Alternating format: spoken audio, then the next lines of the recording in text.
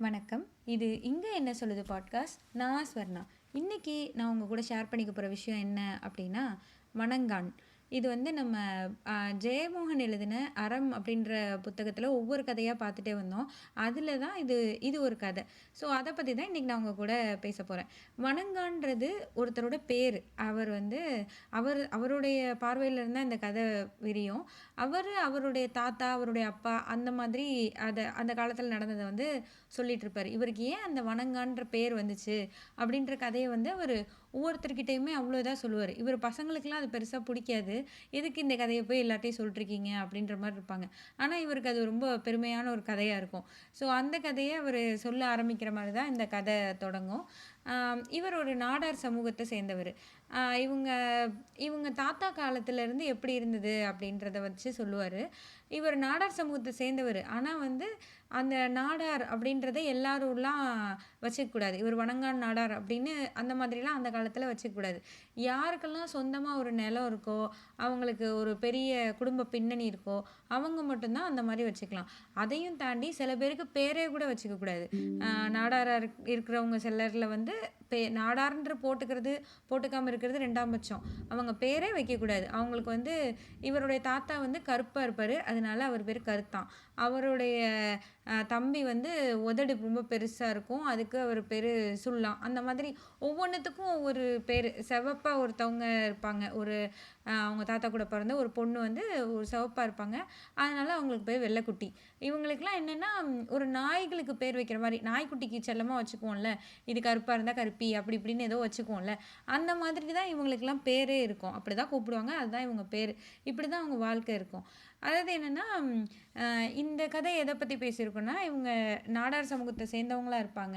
இதுக்கு முன்னாடி சில கதைகள்லாம் வந்து அவங்க ஒடுக்கப்பட்ட பிரிவினர பத்தி இதுல பேசியிருப்பாரு. இதுல என்னன்னா, இவங்க வந்து இந்த சமூகத்த சேர்ந்து இருந்தாலும், இதுல என்ன பிரச்சனைகள்ன்றது மாரி இருக்கும். அதாவது இவங்க தாத்தா ஒரு ஜமீன் கிட்ட வேல பார்த்துட்டுருப்பாரு. அதில எப்படின்னா, அந்த ஜமீன்காரவங்களுக்கு அவங்க ஒரு பிரிவ சேர்ந்தவங்களா இருப்பாங்க. அதில ஒவ்வொரு வேலை செய்றதுக்கும் ஒவ்வொரு சாதியினர் இருப்பாங்க.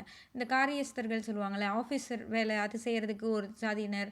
அதுக்கப்புறம் இந்த அ இதெல்லாம் பார்த்துக்கிறது, நிலம் அதெல்லாம் பார்த்துக்கிறதுக்கு ஒரு பிரிவினர். மத்த இந்த எடுப்பு வேலை செய்றதுக்கு ஒருத்தவங்க. அந்த மாதிரி தனித்தனியா ஒவ்வொன்னுத்துக்கும் ஒவ்வொரு சாதியினர் இருப்பாங்க. அதுலயும் அந்த ஒவ்வொரு சாதியினருக்கும் ஒருத்தன் வந்து ஒரு தலைவன் மாரி இருந்துக்குவான். இப்ப நாடார் அந்த இதுல உள்ளவங்க இந்த அறுப்பு வேலை செய்றது அதெல்லாம் பண்ணிக்கிட்டு இருப்பாங்க. அதுல ஒரு தலைவன் மாரி இருந்துப்பான். அவன் வந்து அவனுக்கு மேல இருக்கிற மத்த வேலை செய்றவன், அந்த ஆஃபீஸ் வேலை செய்றவனுக்கு அடங்கி போணும். அந்த ஆஃபீஸ் வேலை செய்றவன் அதுக்கு மேல இருக்க அந்த ஜமீன் அவங்களுக்கு அடங்கி போணும். இப்படி ஒரு அதிகார வர்க்கம் எப்படி இருக்கு அப்படின்றத பத்தி இதுல பேசியிருப்பாரு. இதுல என்னன்னா, அந்த ஜமீனா இருக்கிறவனே அவன் வந்து ஒரு மன்னர் பரம்பரையிலருந்து ஒருத்தன் வந்தான்னா, அவன் பின்னாடி இவங்க கை கட்டி நிக்கணும். இது மாரி தான். கை கட்டி நிக்கணுன்றத தாண்டி என்ன அடிச்சாலும், துப்புனாலும், என்ன பண்ணாலும் அந்த கீழ இருக்கவங்க தாங்கிட்டே போணும். அவ்வளோதான். அதுதான் நடைமுறையா இருந்திருக்கும். இவங்க தாத்தா வந்து இந்த அறுப்பு வேலையெல்லாம் செஞ்சுட்ருப்பாரு. அதாவது இந்த கடினமான வேலைகள்லாம் அவங்க தாத்தா செஞ்சுட்ருப்பாரு. ரொம்ப உடல் உழைப்பு தேவைப்படுற வேலைகள் எல்லாம் அவங்க தாத்தா செஞ்சுட்ருப்பாரு. அப்போ எப்படின்னா, தினசரி கூலிலாம் கிடையாது. அவங்களுக்கு வந்து அறுப்புன்னு சொல்லுவாங்கல்ல, கரெக்ட்டா அந்த வயல் வேலை முடிஞ்சு அந்த நெல்லெல்லாம் எடுக்கிறப்போ, அப்போ கொஞ்சம் அவங்களுக்கு நெல்லு தருவாங்க. அந்த நெல்ல வந்து அவங்க பல மாசத்துக்கு வச்சுக்கணும். அந்த பஞ்சம்லாம் வரும்ல, அதுவரை அவங்க சேமிச்சு வச்சுக்கணும். அப்பப்போ அவங்க வந்து அத வச்சு சுடு கஞ்சி காய்ச்சி குடிக்கலாம். அந்த மாரி தான் அவங்களுடைய இது இருக்கும். ஸோ, மத்த நேரத்துலலாம் அவங்க என்ன பண்ணலாம்னா, அந்த ஜமீன்லேயே கஞ்சி குடுப்பாங்க. அந்த ஆறுன கஞ்சி, பழைய கஞ்சி அந்த மாரி ஏதோ ஒண்ணு குடுப்பாங்க. அத அவங்க சாப்பிட்டுக்கணும். அத அங்க வேலை செஞ்சுட்டு, சாப்பிட்டுட்டு, அப்புறம் திரும்ப வரையில அந்த காட்டுக்குள்ள என்ன கிடைக்குதோ, கிழங்கோ அல்லது முயலோ, பெருச்சாளியோ என்ன கிடைக்குதோ, அத எடுத்துட்டு வந்து அவங்க சுட்டு சாப்பிடணும். அதான் அவங்க இரவு உணவு. இப்படிதான் இருக்கும். இதுல இந்த அறுப்பு முடிஞ்ச காலம்னு இருக்கும்ல, அப்போ அவங்களுக்கு கொஞ்சம் நெல்லு கிடைச்சிருக்கும். அந்த நெல்ல வச்சு கொஞ்சமா சோறு சமைச்சு, அதாவது சோறு கஞ்சி வச்சு அவங்க பாட்டி வந்து அவங்க தாத்தாக்கு வேலைக்கு குடுத்து விட்டுருப்பாரு. குடுத்து விட்டுருப்பாங்க. ஸோ அந்த கஞ்சிய வந்து அவர் அந்த சோள காட்டுக்குள்ள உட்காந்து வேக வேகமா சாப்பிட்டுக்கிட்டு இருப்பாரு. அப்போ அந்த ஜமீன்ல இருக்கிற ஒரு பையன், அ அந்த ஜமீன்தாரோட பேரன் அந்த மாதிரி யாரோ, அவங்க வந்து நடந்து போயிட்டுருப்பான் அவன். அவன் வந்து ஒரு 10 வயசோ, 15 வயசோ சின்ன பையன் ஒருத்தன் அங்க போயிட்டுருப்பான். அவன் கண்ல வந்து இவங்க தாத்தா சாப்பிடுறது வந்து கண்ல பட்டுரும். அ இவரு என்ன உட்காந்து சாப்பிடுறாரு, அது எப்படி இவன் உட்காந்து சாப்பிடலான்ற மாதிரி இவன் வந்து அ பார்ப்பான். பார்த்தோனயே அவங்க தாத்தா வந்து ஓகே ஜமீன்தார் வீட்ல இருந்து நம்மள பார்க்குறாங்கன்னோனே எந்திரிச்சு நின்னு கூனி குறுகி கையெல்லாம் கட்டி அந்த மாரி குனிஞ்சு ஒரு தவளை மாரி அப்படியே நெளிஞ்சு குனிஞ்சு ஒரு ஜந்து மாரி நிப்பாரு. அத பார்க்கறதுக்கே இவங்க அப்பாக்கு வந்து அந்த வடங்கான் இருக்கார் இல்லையா? அவங்க அப்பாக்கு வந்து என்ன இப்படி நிக்கிறாரு நம்ம அப்பான்னு ரொம்ப வருத்தமா இருக்கும். அப்புறம் என்னன்னா அந்த பையன் வந்து காலால மண்ண ஏத்தி அவருடைய கஞ்சியில போட்டுருவான். போட்டுட்டு "இப்ப அத குடி, இப்ப சாப்பிடு" அப்படின்னோனே, அவரு அப்படியே பார்ப்பாரு. "சாப்பிட்றா" அப்படின்னோனே அவரு ஒரு வெறி வந்தவர் மாரி அத எடுத்து கடகடன்னு குடிச்சிட்டு இருப்பாரு. ஸோ இது வந்து இவங்க அப்பா இருப்பார்ல, இந்த வணங்கானோட அப்பா இருக்கார்ல, அவருக்கு வந்து ரொம்ப வருத்தமா இருக்கும். என்ன நம்ம அப்பா இப்படி கூனி குறுகி இந்த மாதிரி இருக்காங்க அப்படி சொல்லிட்டு. உடனே அன்னைக்கு நைட்டு வீட்டுக்கு போனோனே, அ அவங்க அப்பாட்ட சொல்லுவாரு. அதாவது இந்த வணங்கானோட அப்பா பேரு ஏலான். ஏன்னா அவரு 7வதா பொறந்தனால அவர் பேரு ஏலான். அவர் வந்து அவங்க அவங்க அப்பாவான கருத்தன் அவர்ட்ட சொல்லிட்டு இருப்பாரு. கருத்தான் அவர்ட்ட சொல்லிட்டு இருப்பாரு. "நீ ஏன் இப்படி இருக்க? நான் இந்த இடத்த விட்டு போறேன். என்னால இங்கெல்லாம் இருக்க முடியாது." அப்படின்னோனே, உனக்கு வேற எங்க போவ? உனக்கு எவன் சோறு வச்சிருக்கான்? உனக்கு யாரு என்ன குடுக்க போறா?" அப்படிலாம் அவங்க அப்பா பேசுவாரு. ஸோ இவர் சொல்லுவாரு, "இல்ல இந்த மாரி கூனி குறுகிலாம் இருக்க முடியாது. நீ உன் சாப்பாட்டுல அவன் மண்ணள்ளி போடுறான். நீ அத சாப்பிடுற. அத எப்படி ஒத்துக்க முடியுன்ற" மாரி சொல்லுவாரு. உடனே அதுக்கு அந்த தாத்தா இருக்கார்ல, அந்த கருத்தான் வந்து என்ன சொல்லுவாருன்னா, இவரையே அடிக்க ஆரம்பிச்சுருவாரு. அவர் வந்து சாப்பாடு போடுற எஜமான். அவர் சொன்னதெல்லாம் நம்ம செய்யணும். அவர் மண்ணள்ளி போட்டாருன்னா, அவர் மேல போய் பழி சொல்ற. அவர் சொன்னதெல்லாம் நம்ம செய்யணும். அவரு தானே நமக்கு சாப்பாடு போடுறாரு. அப்படிங்கிற மாரி இருப்பாரு. அவரு ஒரு ஒரு அறியாமையில இருப்பாரு. நம்ம வேலை செய்றோம். அதுக்கே அவன் சரியா கூலி குடுக்கல. இத தான் குடுக்குறான். அதையும் நம்மள நிம்மதியா சாப்பிட விட மாட்றான். இந்த எண்ணம் எதுவுமே அவங்க தாத்தாக்கு இருக்காது. அவர் உழைப்பாரு. அந்த கஞ்சி குடுத்தா அத வாங்கி இது பண்ணுவாரு. குடிப்பாரு. ஆ அவருக்கு அந்த நெல்லு குடுத்தா அத வாங்கி வச்சுக்குவாரு. அடிச்சாலும், மிதிச்சாலும், உதைச்சாலும் அங்கேயே கடன்றது தான். அப்படிதான் அவரு பழக்கப்பட்டு வந்திருக்காரு. ஆனா அவருடைய பையனுக்கு அது அந்த மாரி இல்ல. நான் போறேன்னு சொல்லிட்டு போயிருவாரு. போனோனே புடிச்சிருவாங்க. இந்த ஆட்கள் வந்து ஜமீன் ஆட்கள் வந்து அவங்க பையன போய் புடிச்சிட்டு வந்து கட்டி போட்டுருவாங்க. இந்த மாதிரி "அது எப்படி நீ தப்பிச்சு போலாம்?" அப்படி சொல்லிட்டு. அவரும் இல்லாம அவருடைய அப்பா அந்த கருத்தான் அவரையும் வந்து, "உன் பையன் என்ன அப்படி போறான்னு?" சொல்லிட்டு அவர ஒரு எருக்குழி அதுக்குள்ள அவர கழுத்து மட்டுக்கும் இருக்க மாரி அவர அதுக்குள்ள போட்டுருவாங்க. இவர என்ன செய்வாங்க, அந்த ஏலான்றவர என்ன செய்வாங்கன்னா, யானை இருக்குல்ல, யானைக்கு கீழ அ யானை நிக்கும். அதுக்கு கீழ வந்து அவர கட்டி போட்டுருவாங்க. ஒரு மாட்ட கட்டி போடுற ஒரு இத வச்சு அப்படியே படுக்க போட்டு கட்டி போட்டுருவாங்க. யானை கால தூக்கி இவர் மேல மிதிக்க வர மாரியே இவருக்கு ஒவ்வொரு தடவையும் ஃபீல் ஆகும். அப்படி ஒரு பயம் இருக்கும். அதோடைய கழிவுகள்லாம் இருக்கும்ல, அதெல்லாம் இவர் மேலேயே இவர் பக்கத்திலேயே விழுந்துகிட்டு இருக்கும். இதெல்லாம் பார்த்து அந்த எஜமான் அந்த ஜமீன் இருப்பாங்கல்ல, அவர் உட்காந்து சிரிச்சுட்டு இருப்பாரு. இவன் வந்து யானைய அவுக்குற வரையும் இங்கேயே கிடக்கட்டும். யானைய அவுத்தோனே இவன கொண்டு போய் தென்னை மரத்தில கட்டி போடு அப்படின்னு சொல்லிட்டு, அவர் பாட்டுக்கு கொஞ்ச நேரம் இவரு அழுகுறத பார்த்துட்டு அப்படியே போயிருவாரு. இவருக்கு வந்து அப்படி ஒரு மரண பயம் இருக்கும். எ அந்த யானைய வந்து டிஸ்கிரைப் பண்ணியிருப்பாரு. அந்த யானைக்கு கீழ இருந்து பார்க்கையில அந்த யானை எவ்வளோ பெருசா, எப்படி இருக்கு, எவ்வளோ பயம் இருக்கு அத பார்க்க. ஒரு குகைக்கு கீழ மாட்டிக்கிட்ட மாரியான ஒரு ஃபீல்லாம் இவருக்கு இருக்கும். அந்த மாரி இவருக்கு இருக்கும். அதுக்கப்புறம் எங்கேருந்து அவருக்கு ஒரு ஒரு துணிவு வரும்னே தெரியாது. திடீர்னு எல்லாமே தெளிஞ்ச மாரி, இனிமே வாழ்க்கையில எதுனாலும் பார்த்துக்கலாம் அப்படின்ற மாரி ஒரு துணிவு வந்துரும். அப்புறம் அவங்க அந்த யானைய கூட்டு போயிருவாங்க. யானைய ஆக்சுவலா அவரு கீழ இருந்து அந்த யானை என்னெல்லாம் பண்ணுது, அதெல்லாம் எழுதியிருப்பாங்க. அதெல்லாம் ரொம்ப நல்லாருக்கும். ஸோ இவரு யானைய கூட்டு போயிருவாங்க. அதுக்கப்புறம் அந்த யானைய போனதுக்கப்புறம் இவர வந்து ஒரு தென்னை மரத்தில போய் கட்டி போட்டுருவாங்க, அவரு சொன்ன மாதிரியே. இவரு நைட்டெல்லாம் அந்த இத அறுத்து, அறுத்து, அறுத்து அந்த பல்லாலேயே கடிச்சு, கடிச்சு, கடிச்சு அத ஃபுல்லா அவுத்துருவாரு. அவங்க அப்பா இருக்காரு இல்லையா, அவர் அந்த எருக்குழியில கிடந்திருப்பார்ல, அவர அங்கேருந்து வெளியில விட்டுருவாங்க. அவரு அழுதுகிட்டே இருப்பாரு. "என் பையன விட்டுருங்க, என் பையன விட்டுருங்க. வேண்டாம், வேண்டான்னு" சொல்லி அவரு அழுதுகிட்டே இனிமே ஓடி போமாட்டான் அப்படின்னு அழுதுகிட்டே இருப்பாரு. அவர அடிச்சு தொரத்தி விட்டுருவாங்க. அதுலேருந்து தூக்கி விட்டு அடிச்சு தொரத்தி விட்டுருவாங்க. ஸோ இவருக்கு நைட்டு ஃபுல்லா இவரு இந்த மாரி கடிச்சு அத கயற கட் பண்ணிருவாரு. கட் பண்ணிட்டு இந்த தடவ அந்த ரோட்டு வழியா போகாம, காட்டு வழியா போயிரலான்னு சொல்லிட்டு, ஒவ்வொரு காடு அது இதுன்னு மேடு பள்ளம்னு இறங்கி புரண்டு போயிருவாரு. கிட்டத்தட்ட 35 கிலோமீட்டர் நடந்து வெளியில வந்திருப்பாரு. அந்த அந்த ஊர விட்டு. அந்த ஊரை விட்டு 35 கிலோமீட்டர் தாண்டி நாகர்கோயிலுக்கு வந்திருப்பாரு. வந்து அங்கே அப்படியே ஒரு என்ன செய்யன்னு தெரியாமல் கிடப்பார். அப்போது தான் வந்து ஒரு இட்லி கடை அங்கே இருக்கும். அந்த இட்லி கடையில் அந்த மீதமான இலையெல்லாம் இருக்கும்ல, லைக் அந்த குப்பை இலையெல்லாம் இருக்கும்ல, அந்த இதுல எல்லாம் இருக்கிற சாப்பாடு கொஞ்சம் கொஞ்சம் ஒட்டிட்டு இருக்க சாப்பாடு எடுத்து சாப்பிடுவார். இதை வந்து அந்த இட்லி கடை வச்சிருக்கிறவரு பார்ப்பார். கணேசன் நினைக்கிறேன் அவர் பேர். அவர் வந்து இவரை பார்ப்பார். பார்த்து நீ என்கிட்ட வேலைக்கு சேர்ந்துரு அப்படின்ற மாதிரி சொல்லுவார். ஸோ இவருடைய வேலை என்னென்னா அந்த இட்லி கடையில் எல்லா வேலையுமே பார்ப்பார் இவர்.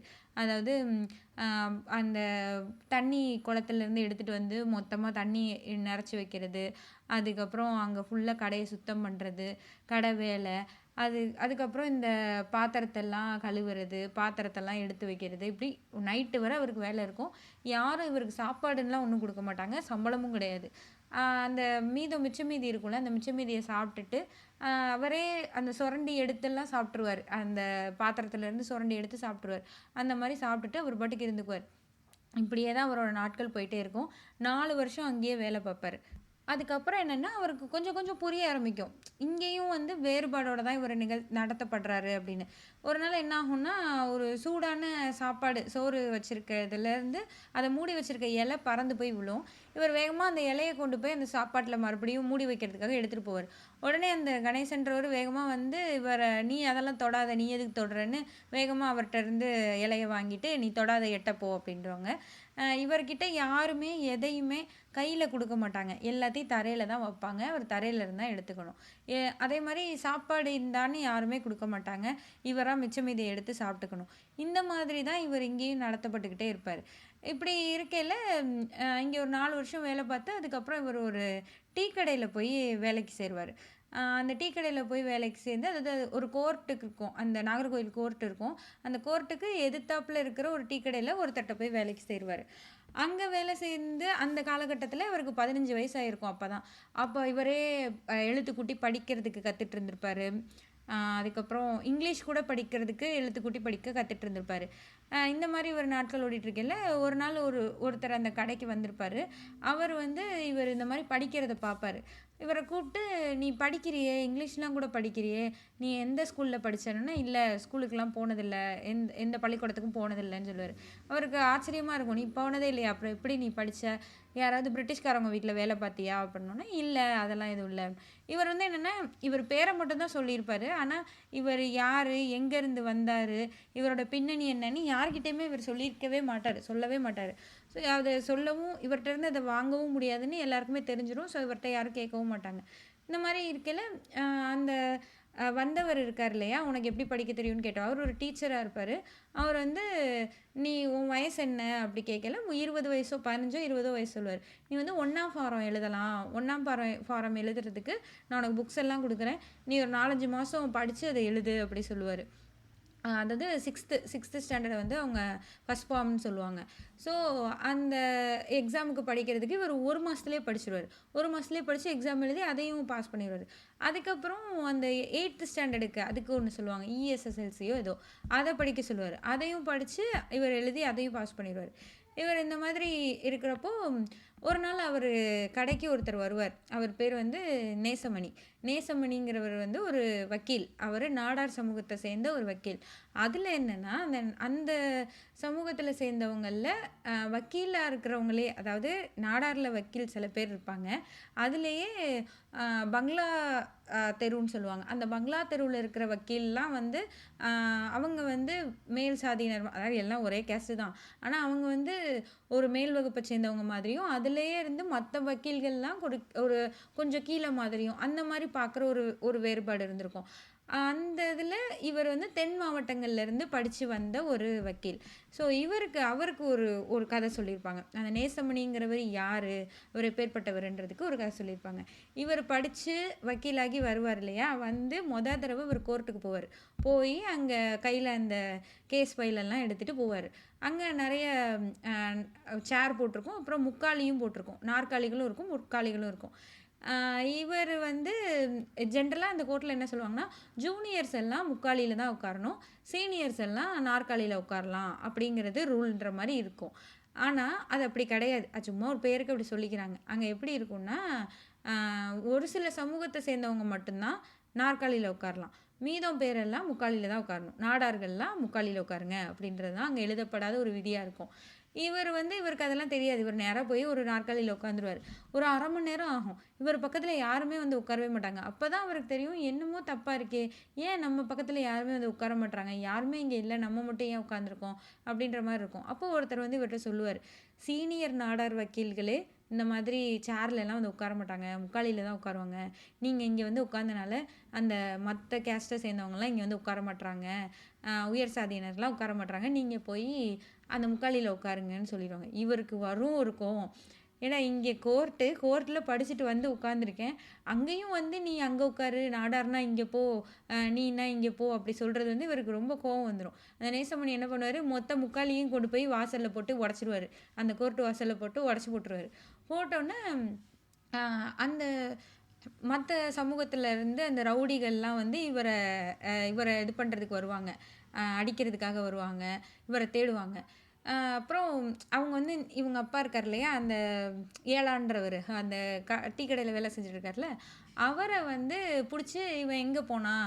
அவன புடி. அவன் எங்க போனான்னு உனக்கு தெரியுமா? நீயும் அவனோட சேர்ந்தவன் தானே?" அப்படி இப்படின்லாம் புடிச்சுலாம் வச்சிருப்பாங்க. அப்புறம் 2 நாள் கழிச்சு என்ன ஆகும்னா, அந்த நாடார் வக்கீல் இருக்கார் இல்லையா? அந்த நேசமணிங்கிறவரு. அவருடைய ஊர்ல இருந்து மொத்த ஆளையும் கூட்டு வந்துருவாரு. ஒரு 70, 80 பேர் வந்து அ அவங்க கையில கம்பு, வேலு எல்லாம் வச்சுக்கிட்டு, அவங்க புடைசூழ அவர் வருவாரு கோர்ட்டுக்கு. "நீ வா, என்னைய நீ முக்காலில உட்காரு, நாற்காலியில உட்காருன்னு எவன் சொல்றான்னு பார்ப்போன்ற" மாரி அவரு உள்ள வந்துருவாரு. ஸோ என்ன ஆகும்னா, மத்தவங்கலாம் பயந்து ஓடிருவாங்க. ஐயய்யோ! நம்மள எதுவும் பண்ணிற போறாங்களோன்னு பயந்து ஓடிருவாங்க. கோர்ட்டே லீவ் விட்டுருவாங்க. ஒரு 4, 5 நாளுக்கு கோர்ட் லீவா இருக்கும். அந்த ஊரே ஒரு பரபரப்புல இருக்கும். ஐயோ! என்ன இப்படிலாம் நடக்குது அப்படின்றது. ஸோ ஒரு 4, 5 நாளுக்கு அப்புறம் கோர்ட் திரும்ப ஆரம்பமாகையில, எல்லா வக்கீல்களுக்குமே சரிசமமா நாற்காலி போட்டு இருக்கும். அத வந்து அவர் தான் அந்த அந்த கோர்ட்ல மொத கொண்டு வந்திருப்பாரு. ஸோ அவர பார்க்கணுன்றது இவருக்கு ரொம்ப ஒரு இதா இருக்கும். இந்த அவங்க அப்பா இருக்காரு இல்லையா? ஏலான்றவர் இருக்காரு இல்லையா? அவருக்கு வந்து ரொம்ப ஒரு கனவா இருக்கும். அவர பார்க்கணும். எப்படி வந்துட்டாரு பாருன்னு ஒரு ஒரு பெருமிதமா இருக்கும் அவருக்கு. ஸோ அவர ஒரு நாள் பார்ப்பாரு. பார்த்துட்டு இவருக்கு அவ்ளோ சந்தோஷமா இருக்கும். அவர் அவர் வந்து இவர் கையில புக்ஸ் எல்லாம் இருக்கிறத பார்த்துட்டு, என்ன என்ன படிக்கிற? என்னன்னா மெட்ரிகுலேஷனுக்கு படிக்கிறேன். அடுத்தது 8த்துக்கு அடுத்து இருக்கிற ஒரு எக்ஸாமுக்கு அவர் படிச்சுட்டு இருந்திருப்பாரு. அத வந்து அதுக்கு படிச்சுட்டு இருக்கேன் அப்படிலாம் சொல்லுவாரு. சரி அப்படி சொல்லிட்டு அவரும் போயிருவாரு. அவர் போயிட்டு இவரு தான் அவரோட கேஸ் அந்த நெறைய ஜூனியர் வக்கீல் அந்த மாரி நெறைய பேர் இருப்பாங்க இல்லையா? அவங்க எல்லாருக்கும் வந்து இவர் தான் டீ சப்ளை எல்லாம் பண்ணிட்டு இருப்பாரு. அப்படி இருக்கக்குள்ள ஒரு நாள் ஒரு இஷ்யூக்கெல்லாம் இவருடைய கடையில தான் அவங்களுடைய மொத்த ஜூனியர்ஸ் அவங்க ஊர் ஆட்கள் எல்லாம் வந்து உட்காந்துருப்பாங்க. மொத்தம் அன்னைக்கு வந்து 178 டீ போட்டேன் அப்படின்லாம் அவர் அத பெருமையா அவங்க பையன்ட்ட சொல்லிட்டே இருப்பாரு. ஸோ இந்த மாரி போயிட்டுருக்கும். அப்போ அந்த ஒரு ஒரு டீச்சர் வந்து இவர படிக்க சொன்னார் இல்லையா?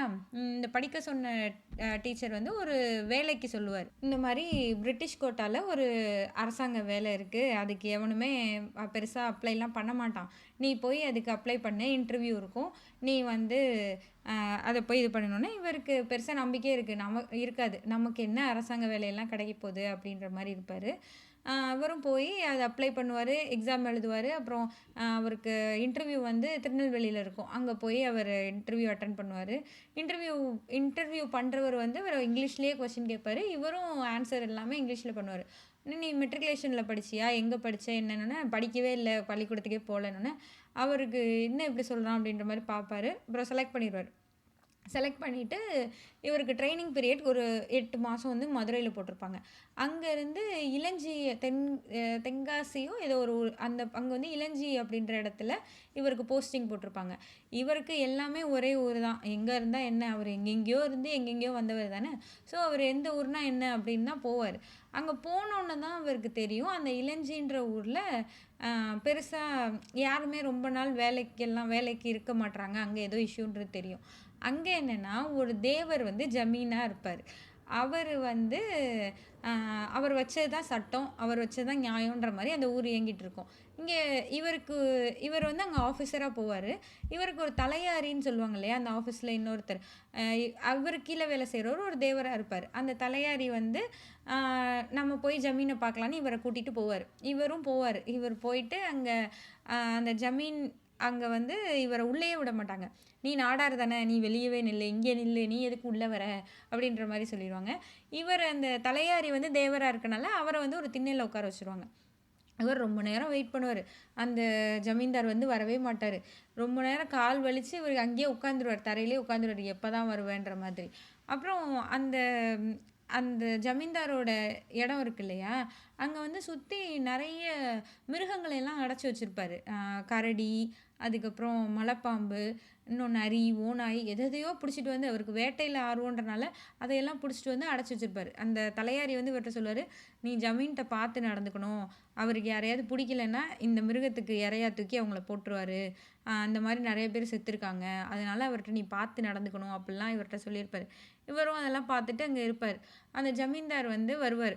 வந்து அவர் வந்து ஒரு பிரிட்டிஷ் அரசாங்க அதிகாரி மாதிரி அவரே அந்த மாதிரிலாம் ட்ரெஸ்ஸு தைச்சி போட்டுட்டு ஒரு கோர்ட்டு மாதிரி செயல்படும் அவருடைய ஜமீன். அவர் கோர்ட்டில் வந்து ஒரு நீதிபதி வராருன்னா அதுக்கு முன்னாடி ஒருத்தவங்க வருவாங்க இல்லையா, அந்த மாதிரி ஒருத்தர் ஒரு ஒரு செங்கோல் மாதிரி ஒன்றை பிடிச்சிட்டு எதையோ அவராக சவுண்டை கொடுத்துட்டு அவர் நடந்து வர இவர் வரான்ற மாதிரி சொல்லி அவர் வந்து அந்த மாதிரி ஒரு செட்டப்போடு இருப்பார் அந்த ஜமீன்தார்.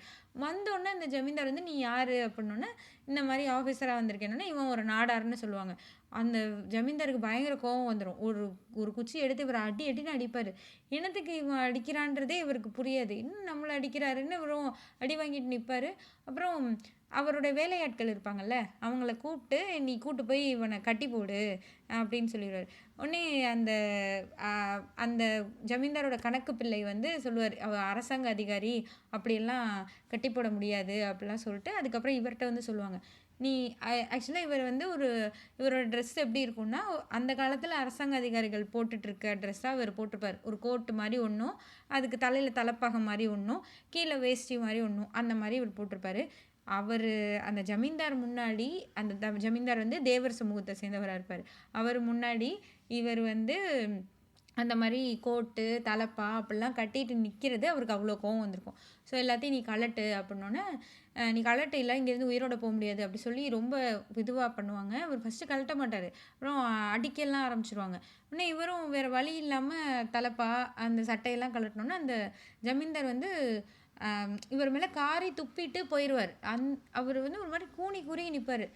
ஒரு எனக்கு வந்து எனக்கே இது படிக்கல எப்படி இருந்ததுன்னா, ஒரு மனுஷன் வந்து ஒரு இடத்துல இருந்து இன்னொரு இடத்துக்கு வரான். அங்கே வந்து அவங்க அப்பா வந்து இந்த மாதிரி ஒரு சூழலில் தான் வேலை பார்க்குறாரு. இது பிடிக்காம இந்த மாதிரி ஒருத்தன் ஒடுக்கிறது பிடிக்காம வராரு. அங்கே அடுத்து வர்ற இடத்துலையும் அதே தான் நடக்குது. அங்கேருந்து படித்து கிடிச்சு மேலே வந்து ஒரு ஆஃபீஸர் ஆகி ஒரு அரசாங்க உத்தியோகம் பார்த்து ஒரு இடத்துல வந்தால் மறுபடியும் அதே நடக்குது. எனக்கு அது படிக்கல.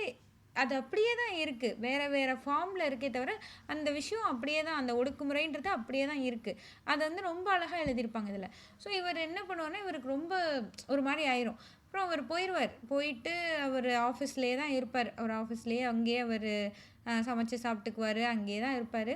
ஸோ கொஞ்சம் நாட்களில் வந்து ஃபுல்லாக எல்லா ஃபைல்ஸையும் பார்த்துருவார். ஃபைல்ஸ் எல்லாம் பார்த்து என்னென்ன தவறுகள்லாம் நடக்குது, இந்த ஜமீனில் வந்து என்னென்ன தவறுகள்லாம் நடக்குது, எதெல்லாம் சரியாக இல்லையோ அது எல்லாத்தையும் சுட்டி காமிச்சு ஒரு பெரிய லெட்டராக எழுதி அதை கொண்டு போய் அந்த தலையாரிட்ட கொடுத்து போ ஜமீன்தார்கிட்ட போய் கொடு அப்படின்னு சொல்லி கொடுத்துருவாங்க. அவரும் போய் அதை கணக்கு பிள்ளைகிட்ட கொடுத்துருவாரு. அப்புறம் என்ன ஆகும்னா, அந்த தலையாரியே என்ன சொல்லுவாருன்னா, நீ என்ன இப்படியெல்லாம் பண்ணிக்கிட்டு இருக்க, இதுக்கு முன்னாடி இருந்தவங்கெல்லாம் ஜமீன் என்ன சொல்கிறாரோ அதை தான் கேட்பாங்க, அந்த மாதிரிலாம் இவருக்கு சொல்லுவாங்க. ஆனால் இவர் வந்து நீ கொண்டு போய் கொடு, இதான் என் வேலை அப்படின்ற மாதிரி இருந்துருவார். ஓகே, போய் இவர் கொடுத்தோன்னே அந்த கணக்கு பிள்ளை வந்து இவரை வந்து பாரு அப்படின்னு சொல்லியிருப்பார். அந்த தலையாரி வந்து இவர்கிட்ட சொல்லுவார், இந்த மாதிரி கணக்கு பிள்ளை உன்னை கூப்பிட்டு விட்டாருன்னா அவர் போக மாட்டார், நான்லாம் எவனையும் பார்க்க வர மாட்டேன்றவர். அப்புறம் ஜமீனே கூப்பிட்டு விட்டாருன்னு மறுபடியும் வந்து சொல்லுவார். அவனெல்லாம் வந்து பார்க்க முடியாதுன்னு இவர் பாட்டுக்கு இருந்துருவார். அப்புறம் என்ன ஆகும்னா, அந்த கணக்கு பிள்ளை வந்து பார்ப்பார் இவரை.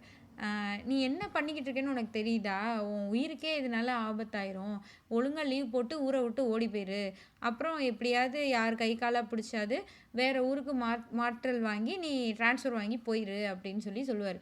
அதெல்லாம் எனக்கு தெரியும், நான் பார்த்துக்குவேன், நீ போன்றுவார் இவர். அப்புறம் ஒரு நாள் ஜமீனே வந்துடுவார். வந்து ஒரு பெரிய துப்பாக்கிய எடுத்துட்டு வந்து இவர் கண்ணு முன்னாடி அப்படியே நீட்டிட்டு ட்ரிகர்ல கைய வச்சுட்டு, "நீ என்ன அவ்வளோ பெரிய ஆளா? நான் சுட்டுருவேன்னு" வந்து நிப்பாரு. இவர் சொல்லுவாரு, "ஒரு அரசாங்க அதிகாரிய நீ அவங்க அரசாங்க அலுவலகத்திலேயே நீ கொல்றதுக்கு வந்திருக்க. நீ கொல்லு என்ன நடக்குதுன்னு இப்ப சுடு. நீ பெரிய ஆள் தானே சுடு. என்ன நடக்குதுன்னு பார்ப்போம். அ பரவால்ல. நான் சாவுக்கு மீறி, மரணத்துக்கு மீறி எத்ததையோ பார்த்துட்டு வந்தவன் தான் நான். நீ சுட்றா பார்ப்போம்ன்னு" அவர் பாட்டுக்கு இருந்துருவாரு. எந்திரிச்சிருக்க கூட மாட்டாரு. உட்காந்துட்டு இவரு சொல்லிருவாரு. உடனே இவருக்கு எங்கேருந்து இவனுக்கு இவ்ளோ தைரியம் வந்துச்சு? அப்படின்ற மாரி அந்த ஜமீனே ஒரு நிமிஷம் திகைச்சு போய் பார்ப்பார். அப்பதான் அவருக்கு புரியும், ஓகே ஒரு கவர்மெண்ட் ஆஃபீஸ்க்குள்ள வந்து அந்த ஆஃபீஸர சுடுறது சரி கிடையாது. அவ்வளோ ஈஸியா இதுலேருந்து நம்ம தப்பிச்சு வெளில வந்துர முடியாது. அப்படிங்கிறது புரியும். அவர் என்ன சொல்றாருன்னா, "நீ என்னைய சுட்டுட்டு போ. நான் செத்ததோட இது முடிஞ்சிரும்னு நெனைக்கிறியா? முடியாது. உன்ன வந்து வெள்ளைக்காரன் கோர்ட்டுக்கு இழுப்பான். உன் உன் கூட இருக்கிறவன் அங்காளி பங்காளியே வந்து உனக்கு எதிரா சாட்சி சொல்லுவான் உன் சொத்த புடுங்குறதுக்கு. உன்னைய தூக்குல போடுவாங்க. உனக்கு தைரியம் இருந்தா சுட்றா நீ பெரிய இவன் தானேன்னு" சொல்லிட்டு இவரு உட்காந்துருவாரு. ஸோ இவர் வந்து திகைச்சு போயிட்டு போயிருவாரு. "உன்னைய நான் சும்மா விடமாட்டேன்" அப்படின்ற மாரி போயிருவாரு. இதுக்கு நடுவுல என்ன நடந்திருக்குன்னா, இந்த தலையாரி இருக்கார்ல, அவர் வந்து இவர் சொல்றதெல்லாம் கேட்காம, அவங்க ஜமீனுக்கே வேலை பார்த்துட்டு அந்த மாரிலாம் இருந்திருப்பாரு. ஸோ இவர் என்ன பண்ணிருவாருன்னா, தலையறைய வேலைய விட்டு தூக்கிருவாரு. "நீ போ! நீ வேலையிலே கிடையாது. கிளம்பு" அப்படின்ற மாரி, "உன்னைய பத்தி நான் எழுதிருவேன்" அப்படி சொல்லி சொல்லுவாரு. அந்த தலையாரி என்ன சொல்லுவாருன்னா, எனக்கு கலெக்டர தெரியும், அவங்கள தெரியும். அவங்கலாம் எங்க ஆட்கள் தான். நான் பெரிய இது தெரியுமான்னு, "நீ என்ன வேணாலும் புடிங்கிக்கோ போ" அப்படின்ற மாரி அவர் சொல்லி அனுப்பி விட்டுருவாரு. ஸோ இது இது நடந்து அவருடைய வேலைக்கே அ இதாயிருச்சு. வேலைக்கே ஒரு பங்கம் வந்துருச்சுன்னோனே, அவரு மாறிருவாரு. தலையாரி அவங்க ஒய்ஃப் எல்லாம் வந்து அழுவும். அவங்க ஒய்ஃப் வந்து அழுதோனே இவரு என்ன சொல்லியிருப்பாருன்னா, "அவன ஒழுங்கா வேல பார்க்க சொல்லுங்க. நான் வந்து அதுவாக்கும், இதுவாக்குன்ற பேச்செல்லாம் வேணாம். வேலை என்னவோ, அரசாங்கம் அவனுக்கு என்ன வேலை குடுச்சுதோ, அந்த வேலைய பார்த்தா, நான் ஒண்ணும் பண்ண மாட்டேன்." அப்படின்ற மாரி இவரு சொல்லியிருப்பாரு. சரின்னு அந்த தலையாரியும் மாறியிருப்பாரு. லைக் ஜமீனுக்கு வேலை செய்யாம, கவர்மெண்ட் என்ன சொல்லுதோ, அதுபடி வேலை செய்யணும்னு சொல்லி, இவர் ஆஃபீசர் என்ன சொல்றாரோ, அத கேட்டுட்டு அப்படி மாறி இருந்திருப்பாரு. ஆ இந்த ஜமீன எதிர்த்ததுக்கப்புறம், இவரு வெளிய வந்தா, இவரு கவர்மெண்ட் ஆஃபீஸ்க்குள்ள இருக்கிறனால தானே இவ்ளோ தைரியமா பேசுறாரு. வெளிய வந்தாலே இவர கொன்றுலான்னு சொல்லிட்டு நெறைய ஆட்கள் போட்டிருப்பாங்க. உடனே இந்த தலையாரி வந்து சொல்லுவாரு, "நீங்க வெளிய கால் எடுத்து வச்சீங்கன்னா, உங்கள கொன்றுவாங்க. ஆ அதுக்கு எக்கச்சக்க ஆட்கள் இருக்காங்க. எங்கேருந்து வேணாலும் எவன் வேணாலும் வந்து குத்திட்டு ஓடிருவான். அதனால நீங்க ஆஃபீஸ விட்டே வெளில வராதீங்க" அப்படி சொல்லிருவாரு. அந்த தலையாரிங்கிறவரு மளிகை ஜாமான், அது இது வெளி வேலை எல்லாத்தையும் அவரே பார்த்துக்குவாரு. அவர் கொண்டாந்து எல்லாத்தையும் வாங்கி போடுவாரு, சமைச்சு தருவாரு. இவரு இந்த ஆஃபீஸ்க்குள்ளேயே இருப்பாரு அந்த ஆஃபீசர். வெளியவே போமாட்டாரு. கிட்டத்தட்ட 27 நாள் அந்த ஆஃபீஸ்க்குள்ளேயே சமைச்சு, சாப்பிட்டு அங்கேயே இருப்பாரு. வெளியவே போமாட்டாரு. இப்படியே எத்தன நாள் இருக்கிறதுன்னு இவரு நெனச்சிட்டு இருக்கையில, அப்பதான் அவருக்கு அந்த நேசமணிங்கிறவரோட ஞாபகம் வரும். நேசமணிக்கு ஒரு கடிதம் எழுதுவோம். அவர் ஒரு ஒரு வக்கீல் வேற. அவரால நமக்கு ஏதாவது உதவி கிடைக்கும் கண்டிப்பா அப்படின்னு சொல்லி, அவருக்கு ஒரு கடிதம் எழுதி இந்த தலையாரிட்ட குடுத்து போஸ்ட் பண்ண சொல்லுவாரு. இவரும் போய் போட்டிருப்பாரு. ஒரு இவர் என்ன நெனச்சிருப்பாருன்னா, ஓகே நேசமணி வந்து போலீஸையோ, யாரையோ அனுப்புவாரு. நமக்கு வந்து இதெல்லாம் கொஞ்சம் ஃபிக்ஸ் ஆகும் அப்படின்ற மாதிரி இங்க நடக்கிற இஷ்யூஸ் எல்லாம் எழுதி அனுப்பியிருப்பாரு. ஒரு 4, 5 நாள் கழிச்சு, ஒரு 70, 80 பேரு மொத்தமா கூட்டமா வேலு, கம்பு எல்லாத்தையும் எடுத்துட்டு, மகாத்மா காந்திக்கு ஜெய் அப்படி சொல்லி கோஷம் போட்டுட்டே இவருடைய ஆஃபீஸ நோக்கி வருவாங்க. இவரு பயந்துருவாரு. யாரோ நம்மள ஏதோ பண்ண வராங்க அப்படி சொல்லிட்டு உள்ள போய் இருந்துக்குவாரு. இந்த தலையாரி வந்து நான் வெளியில நிக்கிறேன். என்ன மீறி யார் உள்ள வராங்கன்னு பார்க்கலான்னு சொல்லிட்டு அவரும் வந்து நிப்பாரு. அப்புறம் உள்ள இருந்து அவருக்கு பார்க்கையில தான் தெரியும், இது நேசமணியும் அவருடைய ஆட்களும் வந்திருக்காங்க அப்படின்னு. உடனே இவரு ரொம்ப தைரியமா வெளில வருவாரு. நம்மளுடைய ஆட்கள் வந்திருக்காங்க அப்படி சொல்லிட்டு. வந்து அவங்க என்ன செய்வாங்கன்னா, ஒரு யானைய கொண்டு வந்து அன்னை யானை வந்து யானை மேல இவர ஏத்துவாங்க. அதாவது என்னன்னா, அந்த யானை வந்து பாகன் அ யானைய உட்கார சொல்லுவாங்க. அந்த யானை மண்டியிட்டு உட்காரும். அது மேல இவர் ஏறுவார். ஏறி அந்த ஊருக்குள்ள வந்து அந்த ஜமீன பார்க்கறதுக்கு இவர யானை மேல வச்சு அவரு கூட்டிட்டு போவாரு. கூட்டிட்டு போய் அந்த ஜமீன் முன்னாடி யானை மேல போய் அவரு நிப்பாரு. இது வந்து ரொம்ப நல்லாயிருக்கும். ஆக்சுவலா ரீட் பண்ணயில ஒரு ஆரம்பம் இந்த கதையோட ஆரம்பம் எப்படி இருக்கும்னா, ஒரு யானைக்கு கீழ அந்த மாரி மிதிச்சு கொல்றதுக்கு பயமுறுத்தி அவர இருந்த ஒரு மனுஷன், படிச்சு வந்து ஒ அவர் உழைப்பு மட்டும் தான் அவருக்கு தெரியும். உழைக்க தெரியும், படிக்க தெரியும். முன்னேறி முன்னேறி வந்து யானை மேல ஏறி வந்து ஒரு இடத்துல நிக்கிறது இருக்குல்ல, அது அந்த மனுஷனோட ஃபீல் இருக்குல்ல, வந்து யானைன்னா என்னன்னு நீ அது மேல ஏறி உட்கார்ந்தா தான்டா உனக்கு தெரியும்னு ஒரு பையன்ட்ட சொல்ட்டே இருப்பாரு. நீ அது மேலே ஏறி உட்காந்தா தான் உனக்கு தெரியும்.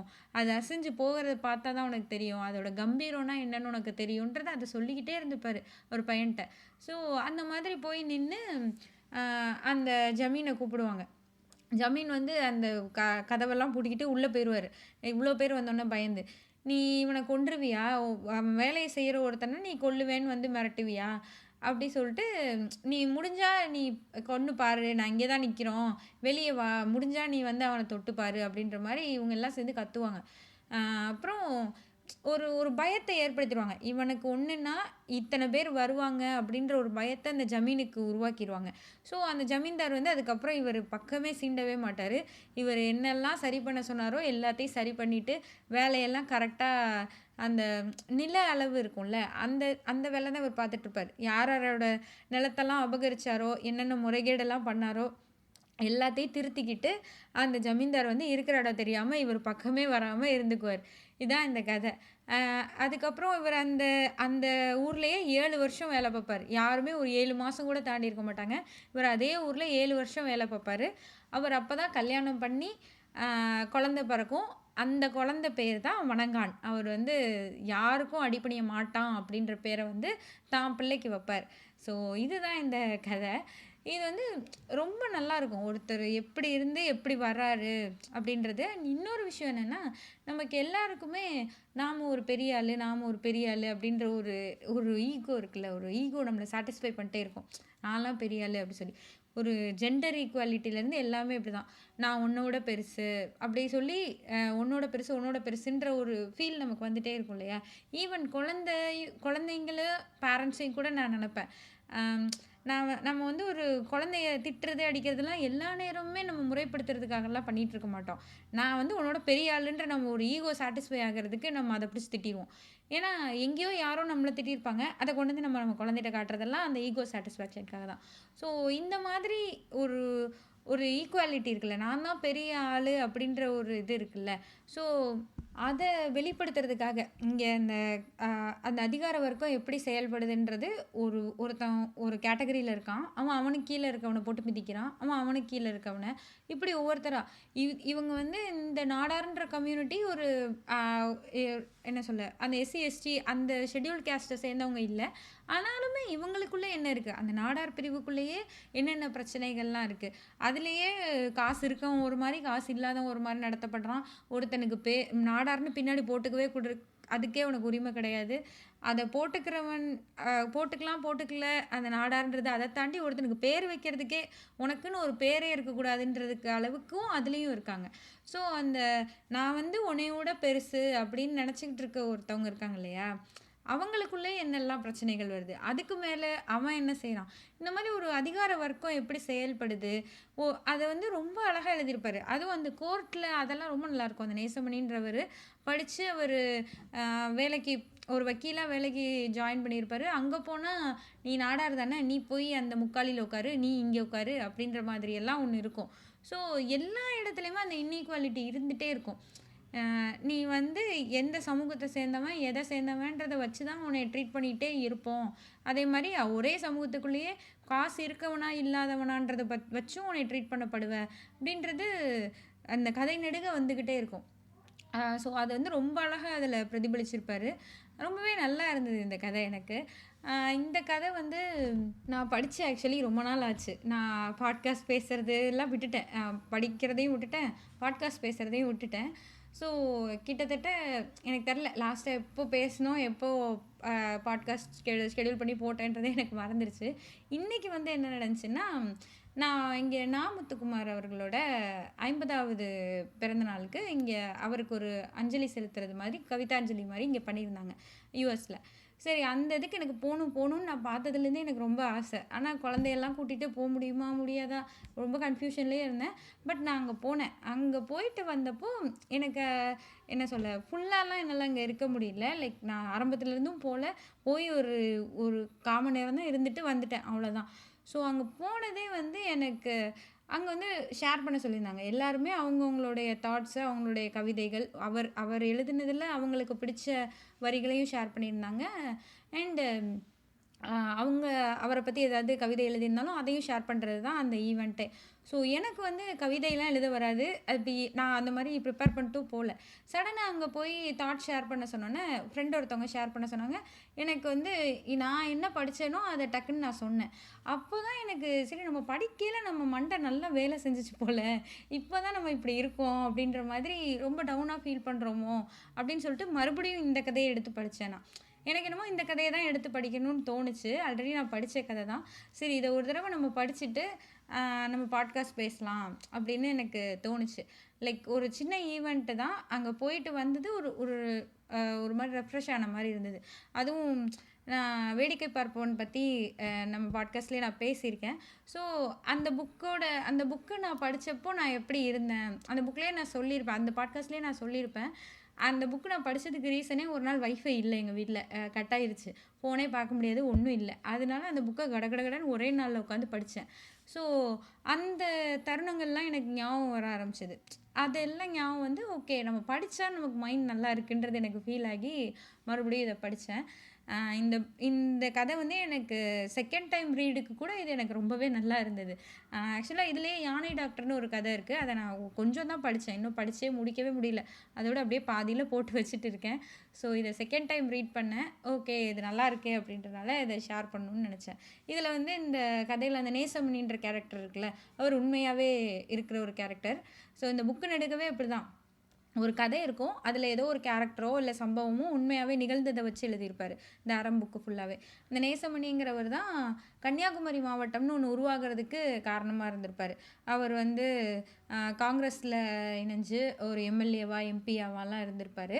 ஸோ அவரை பற்றியும் கடைசியாக இந்த கதையில் எழுதியிருப்பாங்க. கன்னியாகுமரி மாவட்டம்னு ஒன்று உருவாகிறதுக்கு அந்த திருவிதாங்கூர் அதிலேருந்து பிரிஞ்சு கன்னியாகுமரின்னு உருவாகிறதுக்கு ரொம்பவே போராடின ஒரு மனுஷன்தான் அந்த நேசமணிங்கிறவர்.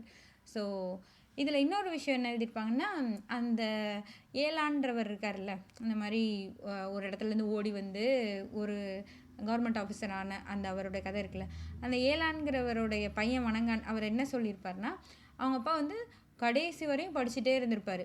கடைசியில் அவர் சாகிறதுக்கு 2 வருஷத்துக்கு முன்னாடி லட்டின் கற்றுக்கிறதுக்கு ஆசைப்பட்டு அந்த லட்டின் அந்த மொழியை கற்றுக்கிட்டு இருந்திருப்பார்.